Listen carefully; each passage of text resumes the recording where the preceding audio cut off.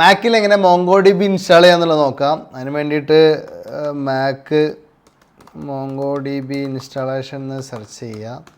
Install ചെയ്യുമ്പോൾ community edition ഈ ഫസ്റ്റത്തെ ലിങ്ക് തന്നെ എടുക്കുക. ഇതിൽ വന്നാൽ താഴോട്ട് വന്നു കഴിഞ്ഞാൽ ഇൻസ്റ്റാൾ എക്സ്കോഡ് എന്ന് പറഞ്ഞ ടൂൾ ഇൻസ്റ്റാൾ ചെയ്തോന്നല്ലോ, ഓൾറെഡി നമ്മൾ ഇൻസ്റ്റാൾ ചെയ്തായിരിക്കും നിങ്ങളെല്ലാവരും. ഇതിൽ ചെയ്യേണ്ടത് ഈ ഹോം ബ്രൂ ഈ ഒരു ലിങ്ക് ആദ്യം കോപ്പി ചെയ്യുക. വളരെ ഈസിയാണ് ഇൻസ്റ്റാളേഷൻ. ടെർമിനൽ എടുക്കുക, അത് പേസ്റ്റ് ചെയ്യുക. അത് MongoDBയുടെ ലിസ്റ്റും കാര്യങ്ങളൊക്കെ അതിലോട്ട് ബ്രൂ എന്ന് പറഞ്ഞ ടൂളിലോട്ട് ആഡ് ചെയ്യാണ്. അത്രയും ചെയ്യുക. അത് കഴിഞ്ഞിട്ട് ബ്രൂ ഇൻസ്റ്റാൾ MongoDB ഈ ഒരു കമൻറ്റ് കൂടെ എക്സിക്യൂട്ട് ചെയ്യുക. ഇത് രണ്ട് ചെയ്യുമ്പോഴും ഇൻ്റർനെറ്റ് വേണം. ഇൻ്റർനെറ്റ് ഡൗൺലോഡ് ചെയ്ത് ഇൻസ്റ്റാൾ ചെയ്ത് സെറ്റപ്പ് ചെയ്യുകയാണ്. ഓക്കെ, ഇൻസ്റ്റാളേഷൻ കഴിഞ്ഞിട്ടുണ്ട്. ഇനി MongoDB സ്റ്റാർട്ട് ചെയ്യാൻ വേണ്ടിയിട്ട് ഇവിടെ ഒരു കമൻ്റ് ഉണ്ട്, ബ്രൂ സർവീസ് MongoDB. ഈ ഒരു കമൻറ്റ് കൂടിയും കൊടുക്കുക.